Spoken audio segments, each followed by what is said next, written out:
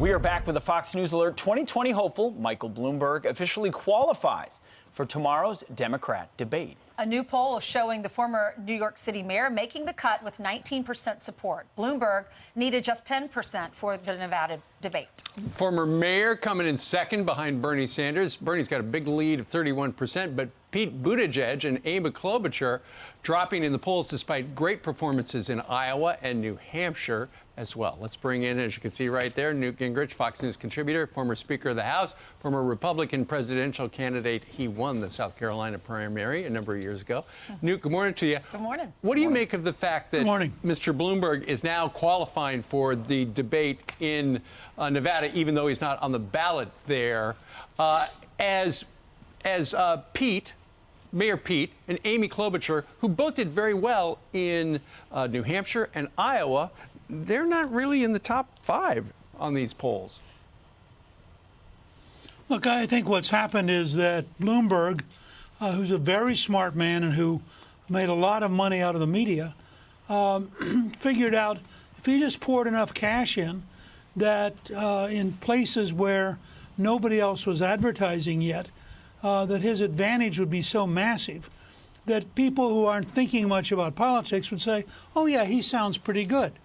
So he has risen dramatically, and it's all fueled by money. Now, the question will be, as we get into the actual debates, what happens to him? I'm actually working on a podcast that just uses Bloomberg's own words in his own. I mean, so you get him personally saying stuff that's weird. And, you know, he attacks farmers, he attacks ethnic groups. I mean, you go down this whole list of things that where you think probably not really clever. And I think the race for Bloomberg may end up being the TV advertising Bloomberg versus the shoot your mouth off Bloomberg. And that might be a very interesting contest. What does this say about Iowa and New Hampshire? Does the caucus, do the primaries there really matter? Because you've got, as Steve was saying, Mayor Pete and Amy Klobuchar, they're behind Bloomberg, and Bloomberg skipped those states. Klobuchar is in 4th. I made a mistake. Yeah. Well, look, I think what it says, first of all, is that when you have somebody come in very different than Trump. Trump spent a lot less money than, for example, Jeb Bush, who'd raised about $103 million. Bloomberg just came in with so much cash that it made any place irrelevant. And if he's willing to double down and triple down, he could easily spend over $1 billion just to get to the nomination. Now, whether or not it's possible, because, you know, advertising at some point ceases to lose its effectiveness. I mean, you see your 300th ad, you kind of get it. And as other people surface things he's said, the question becomes authenticity. And the American people are pretty educated about when TV commercials are phony and when they're real. And that's part of what Bloomberg's going to have. But I think that from a standpoint of a Buttigieg or a Klobuchar, or for that matter, Elizabeth Warren, the challenge they've got is you got this billionaire over here who is just literally carpet bombing states. I mean, a place like Arkansas or Oklahoma, he's probably putting more money into those 2 states than the entire Buttigieg campaign so far. And we have no indications now, because I think Bloomberg's worth $62 to $64 billion. He could spend, say, 10%, $6 billion, because he wants to be president and he hates Trump. And the combination is a big motivator. Mr. Speaker, I got to stay on this. I'm fascinated. This debate that's happening tomorrow night.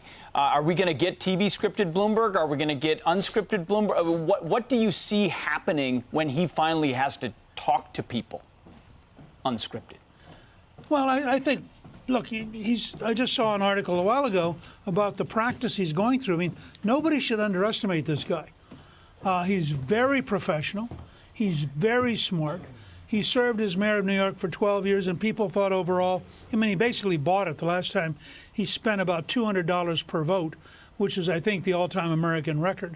But nonetheless, he served for 12 years. It was a relatively corruption-free, relatively effective period in terms of the city's prosperity. So he can handle a pretty big job that's pretty controversial and pretty political. And my impression is he's practicing right now for the debate tomorrow night. The key for the other candidates is to recognize if they don't collectively go after him, And if they don't bring up all these things that are beginning to surface and make him answer for them, they're just going to get drowned. The only person right now who could play with him is Bernie Sanders, who has a big enough base. And Bernie's the only one actually advertising in the Super Tuesday states. But I think Bernie's in so far for 10 million. And I think this number may be wrong, but I think that Bloomberg's in for about 230 million. Gives you, and Sanders is the only guy even showing up on the stage for Super Tuesday right now. You're right, indeed. All right, Newt Gingrich joining us today with his point of view. Mr. Speaker, thank you very much. Thank you, sir. Thank you. Appreciate it.